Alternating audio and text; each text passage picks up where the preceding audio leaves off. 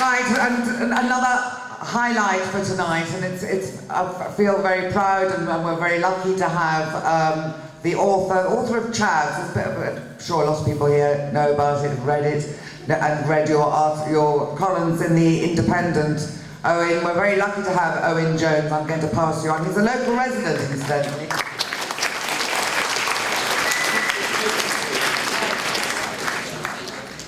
Friends, looking around at this cross-section of a community that I am proud to be part of, seeing the fact that the room is bursting and is an overfull room, and hearing the determination that has been expressed tonight, I've learned one lesson, and I know management has learned that lesson too, that you have picked the wrong community to have a fight with. Now, since I've pushed this event everywhere I can on Twitter and elsewhere, I've been overwhelmed with people who were born in this hospital, people who were treated when they were sick, people whose lives were saved in this hospital, and they are all sharing the same determination not to have this hospital gutted. And whatever vapid management speak we hear tonight, that is what we are up against.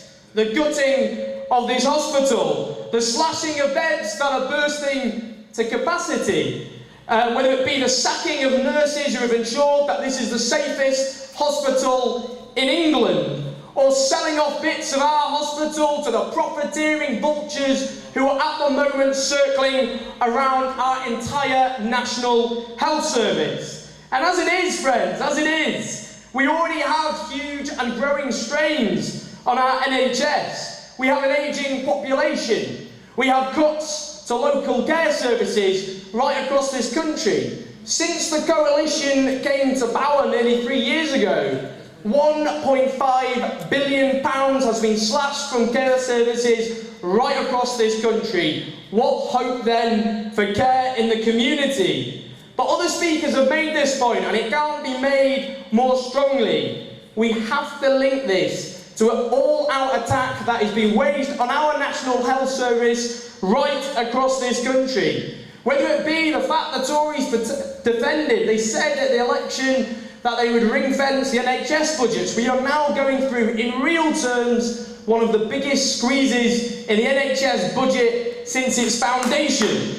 Whether it be an attempt to strip the National out of our National Health Service, an attempt to privatise our NHS, which this government did not have the guts to put to the British electorate, because they know if they hadn't done, they would have been massacred for it. That is why, indeed, Nigel Lawson, who's the Tory Chancellor of the Exchequer in the 80s, he said the NHS is the closest that the English have to a religion. They knew how popular our NHS was, and they knew they therefore could not even dream of asking to do what they were going to do. And I'll give you an example of the private vultures who are going to profit from this. One of them is Care UK.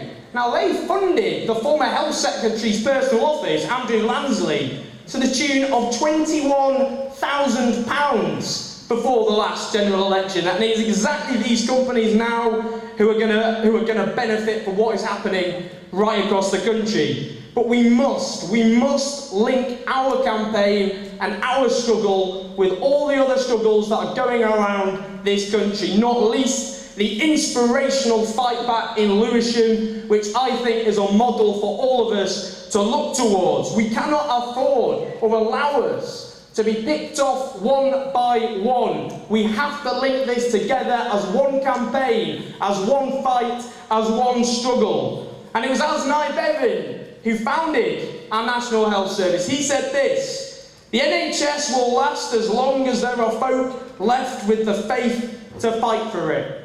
We have that faith. We will fight for it, and friends, we will win.